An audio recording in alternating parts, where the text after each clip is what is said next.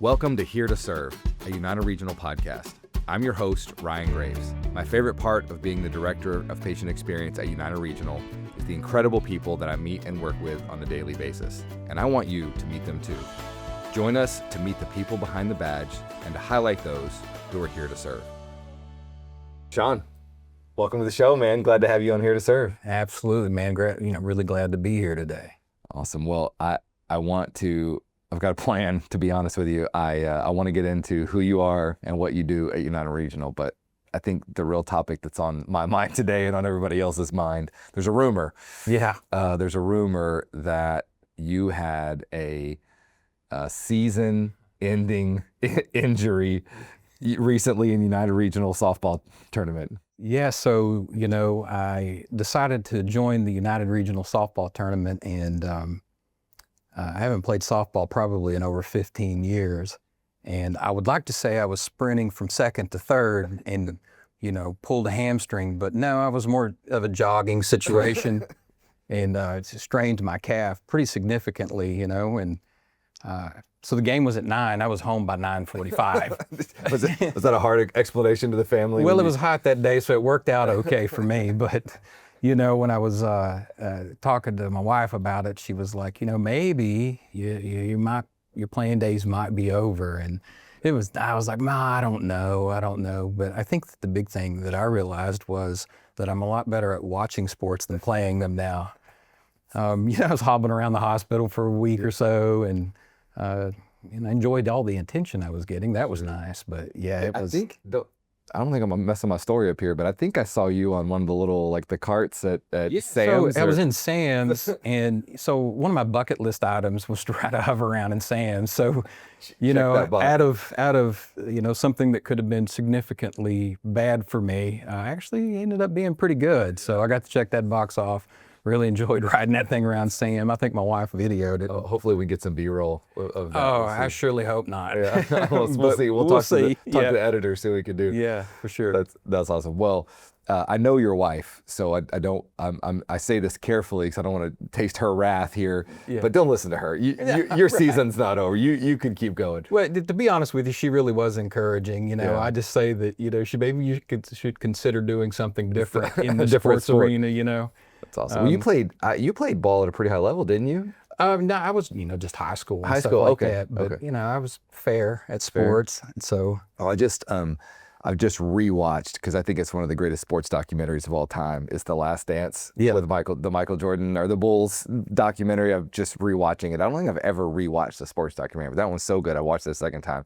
Michael, he broke his ankle early on, and they thought it was done, and he came back and won championships, so it's not your last dance. Well, I'm not Michael Jordan, for one, and two, Netflix did contact me about making a documentary. Okay.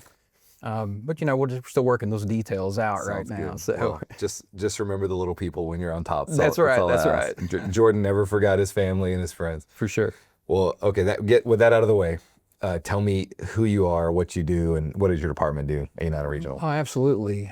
So I am the Director of Pastoral Care at United Regional, and I have the honor and the privilege to lead a team of people that really are attuned to the spiritual, emotional, relational needs of our patients, families, and our employees. And so collectively, our team has over 80 years of service and experience and expertise in this area. So I really am honored to be able to get to lead those efforts and provide that care. And additionally, I'm grateful to our organization and our senior leadership for the investment that they make in this area. They see great value in what we do, and I'm really grateful for that. Yeah, man, I can't say enough of what this department does for the organization. Not only, I've been a recipient of it myself, both when my family's been here. I lost my grandfather at United Regional, and your department was such a part of that, played such a role with my family. And then being a patient advocate myself at United Regional for many years, watching you and your team interact and the difference that it makes is it's really incredible. But I want to go one further than that. This is not one that I think everybody always realizes with our chaplaincy team, is how much you do for our staff, for our teams. I mean, it is such a benefit and a blessing what you guys do for them as much as you do for the patients. You do for our teams, and man, I'm a personal beneficiary myself, just because, man, we've become really close friends over the years, and so anytime I visit with you, we're just catching up as friends. But I always feel like I walked away with some free counseling Free as well counseling. in the meantime, because there's such wisdom there from you and your team, that's hard earned. Well, absolutely. And one of the things that I really love about, the opportunity that we have is we're 24/7. So anyone can get a hold of us anytime. That's 365 days a year. I jokingly say we're better than the post office at 365. Yeah. But we get to walk through and be beside people in some of their most difficult times. And everyone on our team really considers that an absolute privilege to do. Yeah. And so like I said, I'm super grateful to be in this role. Well, it takes a special calling, to be honest. I've been in some of these situations myself as an advocate, when I've seen you guys step in, and I mean, you're dealing with some extremely sacred, raw, tender, some of the most difficult moments people face in life. Yeah. Our chaplains are right in the middle of that every single time. And so, it takes, in my estimation, a lot of grit, a different mindset, and I would say like a lot of grace to be able to step into those situations day in and day out. And it's one of the things I wanted to ask you about today, is specifically grace. You and I have talked a lot about grace recently, just in our personal conversations. But also we've taught some leadership classes kind of surrounding grace, and grace is one of those interesting topics that the more I talk about it, the more I think I understand it. It's just almost like a bottomless word, that just keeps going, and I keep learning more things.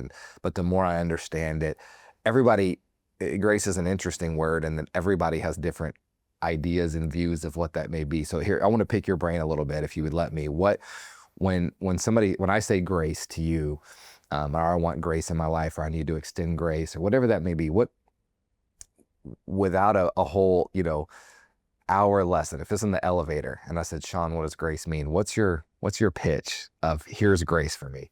Absolutely. And Ryan, when I'm thinking about grace, it's multifaceted, of course, and it can be applicable to a lot of different situations. But my immediate thought goes to relationships. In the work environment, it's just a series of relationships, whether, it's a supervisory role, manager role, or if you're in a role that's less involved in those areas, you're still living in relationship with others. And so when I think of grace, I think of relationships, and then I think of how it applies to that. And so I'm looking at grace as something that's extended to someone, almost like a gift that was undeserved. It's unmerited, undeserved gift that you can give to someone. And a lot of times grace and mercy go along with one another. I've heard it said that, grace is a gift you didn't deserve, and mercy's not getting what you do deserve. Yes. And I'm going to tell you, man, I'm grateful for both, because mercy has played a big part in my life, but so has grace. Yeah. And so in thinking about that, that's what comes to mind first, is that relational grace. It's giving something to someone even though they don't deserve it. I love that. And we have similar views on this. One of the interesting paradigm shifts that I've had, and a lot of this is just from conversations with you and a few others over the years, is I always thought of grace as kind of, like you were saying, synonymous with mercy, and they go hand in glove many times. But beyond that, I've started to kind of think a little bit more of grace, almost more of as a strength. Not so much as like, hey, this is mercy, but grace is a strength to me, and by extension can be a strength to others.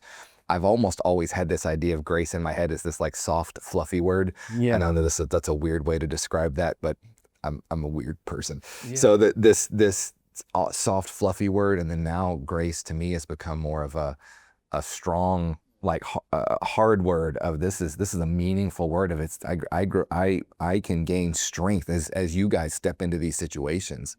you have the strength because of grace, you know. So let me ask you this. What do you think, 'cause everybody would agree grace is a good thing. Like, I need grace. I need to extend grace to others. I grow from this. I mean, I've never met anybody that was like, no, we need less grace in the world, not more. I've never met that person. So what do you think is the barrier to grace? Like, what are the big barriers for me having grace in my life and then showing those to other people?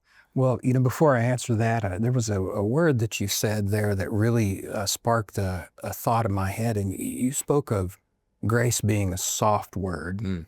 And I had heard it once said that soft words create hard-hearted people, but that hard words create soft-hearted people. Wow. And so when we're talking about grace and bringing grace into our relationships in whatever capacity it is, we're not talking about avoiding hard conversations. That's good. We're talking about having in difficult conversations and saying hard words, but not in a harsh way. That's the big difference.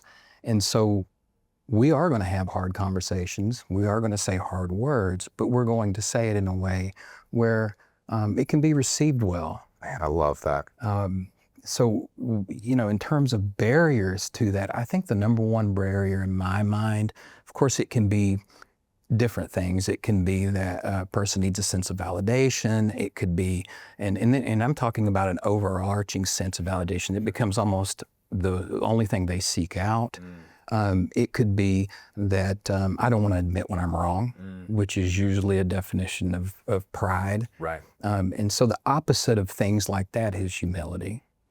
And one of my favorite authors, Tim Keller, he really defines humility in a great way. He says it's not thinking less of yourself, but thinking of yourself less.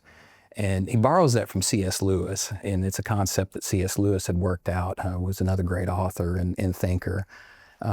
But I think that whenever we grasp this idea that humility isn't lowly, but that it's more of a move away from being self-focused, then the question we have to answer is if I'm not focused on myself, then what is it that I am focused on? That's good. And what I tend to find is grace-centered relationships, whether it be in leadership, whether it be at home, have this space that humility creates that grace can fill. And it's kind of a prerequisite for this to really operate in a joy-filled way. And so it takes some inner work on the part of a person to identify maybe there's thoughts, maybe there's things that are going on in their life that they're not being honest about, or whatever the case may be. But there's a sense of vulnerability that comes along with that. But whenever I move towards being humble, I'm creating space not only to give grace, but then also receive it for myself.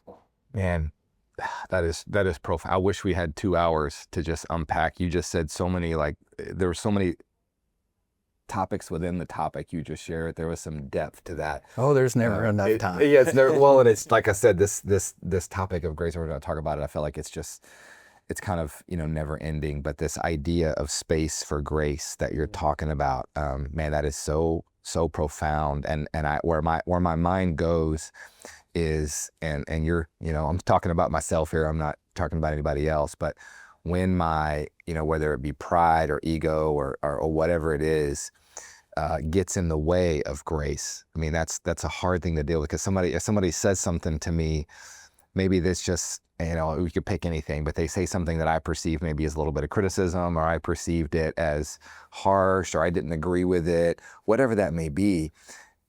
If my pride or ego or being focused on myself gets in the way of that, well, now I don't have space to extend grace to them. I'm just focused on me. Yes. Right.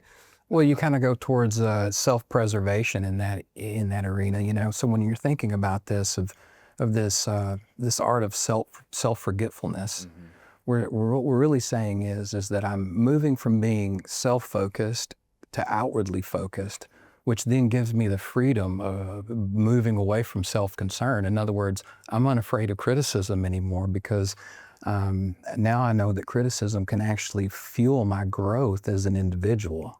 That's good. And so, I think that's a grace mindset that's moving in that direction. Well, that you just, I mean, full circle. When you have that perspective, that grace mindset, how much stronger and better do you get when you're able to say, "Hey, I'm not afraid of criticism because I'm not so worried about what does everybody think about me. Yeah. I'm more focused on how can I help.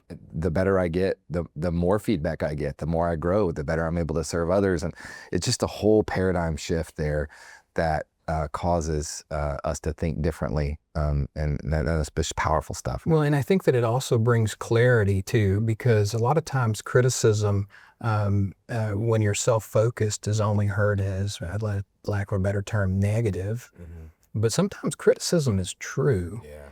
And when I know that grace can be involved in that conversation, and when I know that the criticism isn't necessarily going to mean punitive action, and I know that I can hear logically what's being said, Yes. figure out what is true, and then take hold of that truth. And if I need to make changes, now I'm empowered to do so. Yeah.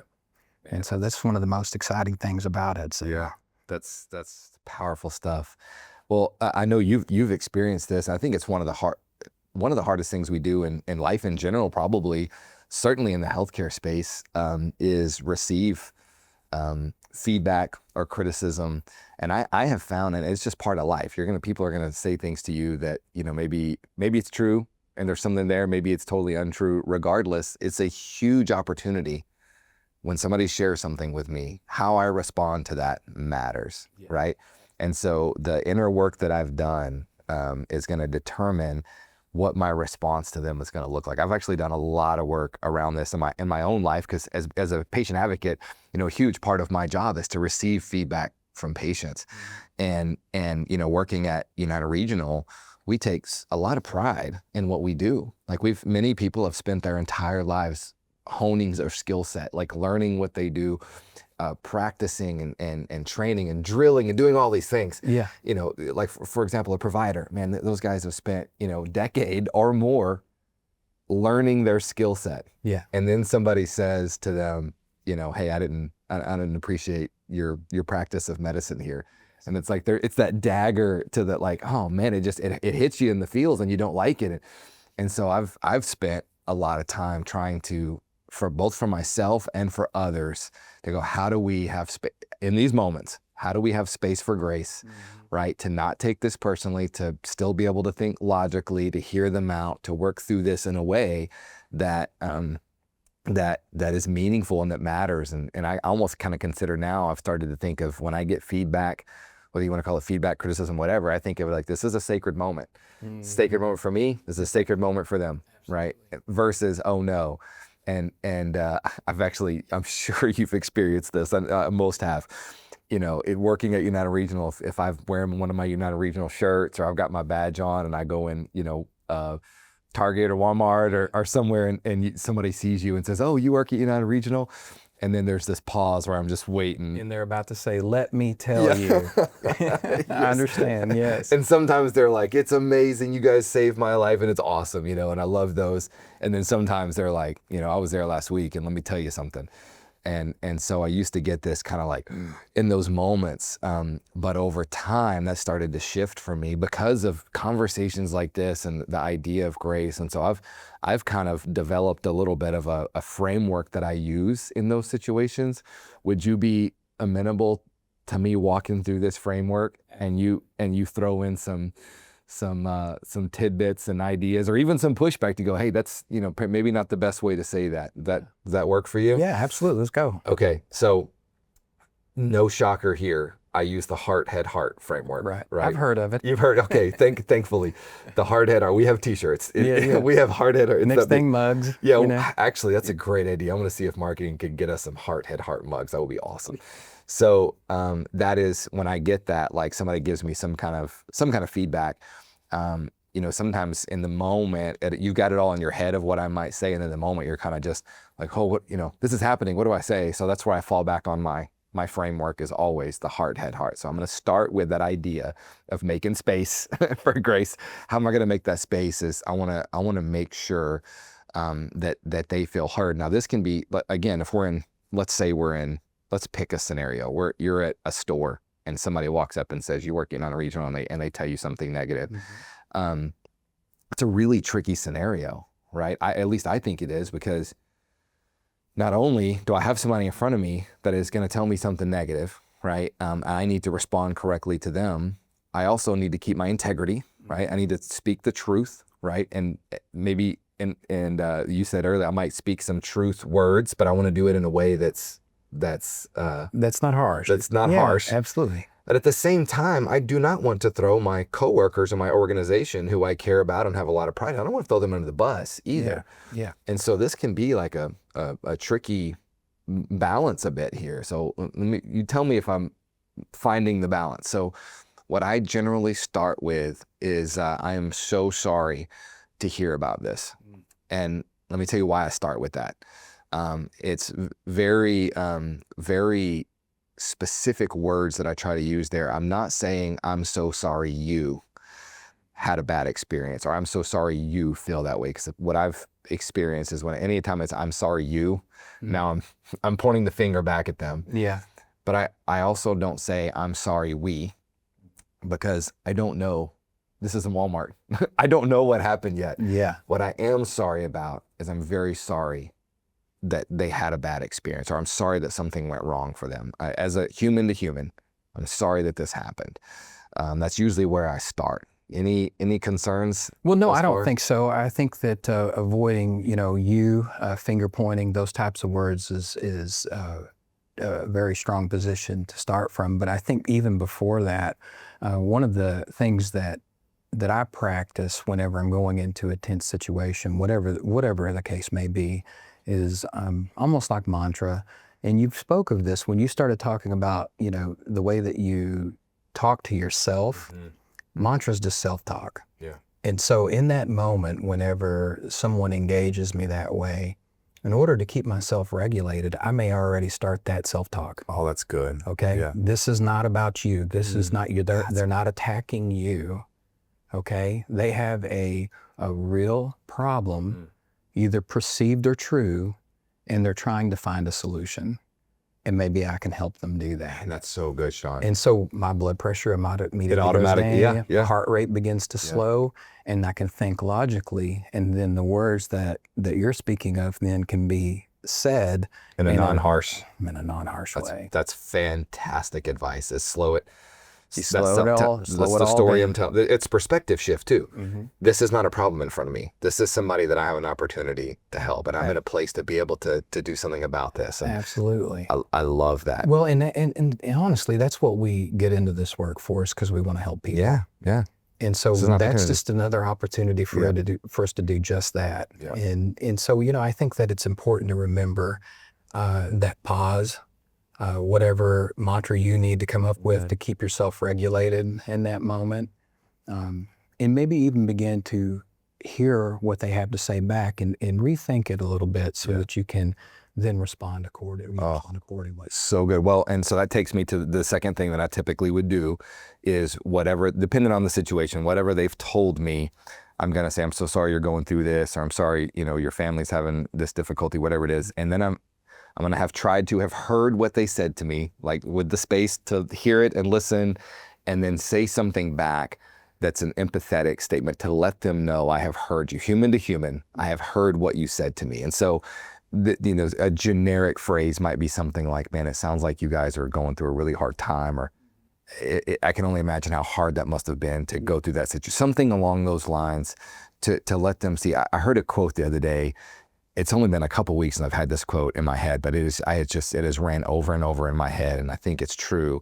And the quote was this: feeling heard is so close to feeling loved, most people can't tell the difference. Absolutely. What do you think? I absolutely love that quote. But, one of the things about hearing someone is got a lot to do with how you respond to the hearing. And let me give you an example. I made a major mistake one time when I was helping someone. They were going through a difficult time, and I wanted them to know that I was hearing what they were saying, but I said these little words, and I don't say them anymore, in those type of situations. But I said, I understand. Oh yeah. Hey, I've burned myself with that one and before. this person said back to me, "Oh, this has happened to you." And in that moment, I'm going to be honest with you, I was tempted to lie and say, "Yeah, it has." Because you're like, I'm stuck. Because I'm like, man, I have messed up here. And what I did was responded with honesty. I said, you know what? I haven't. And let me clarify what I meant by I understand. What I meant is I can hear what you're saying and I see that it's difficult. Yeah. And I'm with you. Yeah. And all of a sudden things changed. But I could have lied and said I have and maybe not produce the same result. No, I agree. I've learned that lesson. I've learned that lesson the hard way at the bedside as a nurse. I've said, I understand before, and the patient was like, no, you don't. Yeah. I'm like, that's fair. That's that's fair. Yes. I know that was a poor wording on my, so I love that. That is right on. So what I have found is to use words like I can't imagine, or I can only imagine, or this must be, or this might be, or something that just, I heard them, and then I'm trying to enunciate back to them that I heard them. And you don't have to get this, in my experience, exactly right, but if you at least get in the right direction to show that you're trying to hear them, that's going to be received well. And see, and one of the segues to our next step too in that situation is if someone, shares their story with you and you can tell that it's been a difficult circumstance and you respond in that way, you can then respond with maybe I wonder or I'm curious. Oh, yes. Because what that does is gives them more opportunity to tell their story. Yeah. You say, I'm curious, this was a difficult situation. I'm curious, could you tell me more? Yeah. You and I did a class recently. I've forgotten about this, but you reminded me. One of my slides was just a picture of Curious George. Yeah. Because I think being curious is such, in these situations, is such a just asking questions and trying to understand the person across. And that's really, in my experience, that's what empathy is, one of those words that gets messed up a lot. People misunderstand what it is, but what I believe empathy to be is just trying to understand the person. Yeah, it's across seeking from me. that. It's seeking to understand them. Doesn't mean I agree. Doesn't mean I condone. I'm just trying to understand them, right? Right. And then in doing so, you build such a rapport and it's trust. connecting in nature. It's not transactional, okay? Right. It's transformative because it's connecting. I'm attempting to connect to you and be empathetic to what's going on. Man, that's how you said it right at the beginning. Grace for you is the relational connection. I mean, it's coming back full circle. Yes. So from that point, typically, and this is the things we just talked to, in my opinion, is the most important part of when somebody brings me something, is making sure they know that I've heard them. And I can't tell you how many times in just making sure that they know I've heard them, it was done. They're like, thanks, and walked away. And I was like, I didn't even get a chance to I wanted to fix this. Yes. And as soon as they felt heard, they're like, I'm good, and they're gone, which is crazy. I call it verbal vomit, it's a form of venting, and it can be very beneficial in those circumstances, and then sometimes two people want you to take some action. Sure. But you'll be able to decide when that needs to take place. Well, and that's the heart. So that's the head part, right? So we've covered the heart, and then if needed, and many times it's not, we get into the head component. And so I'm in Walmart. I may say something along the lines of, after I've empathized and make sure they know that I've heard them. And we're taking a long time to explain this, but in my experience, this takes about 30 seconds, in the aisle, especially if my family's right here. Like, I'm not trying to get into a 30-minute deal. It's like, hey, oh my gosh, that sounds horrible. I'm so sorry you experienced that. That must have been rough. And then the head portion would be, I'll say something along the lines of, man, the manager of that department, so let's say it's a department I know about. I'll say like, hey man, Heather is an incredible leader. She would be so sad to know about this. Let me get you in contact with Heather, or let me get you in contact with an advocate.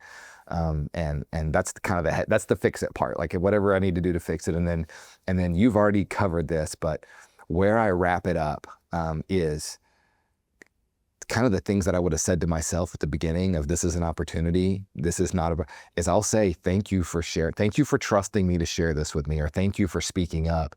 Thank you for telling me the truth. It means a lot. Something along those lines I found to be fairly effective. What do you think? Absolutely. I mean, I think what you're doing is you've seek to understand, and then you've taken it to the solution portion of it. We're gonna find a way to get this remedied for you, and then you're reconnecting with them by saying, you're not only heard, you're not only seen, but you're valued. What you have given me is value, and I want to thank you for that. this is valuable information. And I think that allows a person to know that, we're ready and willing to make adjustments if necessary. Yeah. Well, and I think I would want to point that out as we wrap this up today. Not everybody knows this, but at United Regional, every drop of feedback that makes it to us we consider it an opportunity for process improvement, right? So every drop of feedback, whether it's in Walmart or from a survey or from a friend or family or employee, it goes into our system and into our process. And we have an entire process. We have an entire team that's looking at looking at these issues, resolving them, and then improving from them. And that's a whole other topic for another day. But let me ask you this before we sign off. Is there anything burning in your heart that you wanted to talk about today that I haven't brought up to ask you yet? Oh man. There's not anything that's just really weighing on me. I've been working, I told you this the other day, looking at, grace and justice and where those things, have play out in people's lives. And I really haven't come ready to present that just yet. So that's one of the things, part two they're working on. But, from a department standpoint, we got some wonderful programs coming up, with our employee holiday assistance program, which is our Thanksgiving project and kids holiday gift project. So looking forward to those. So be looking for information to come out on that. And then additionally, and this is kind of exciting, this October we'll be celebrating our team because it's Pastoral Care Week towards the end of October, but we'll be celebrating 40 years of pastoral care integration into the healthcare setting. Wow. And so we're real excited about that because seeing it being recognized as a place of value and the compassion that it brings to the healthcare setting is it's going to be a fun week. So looking forward to it. So. Amen to that. Well, thank you for coming on. Absolutely, awesome. Always man. awesome to talk with you. Enjoyed it, man.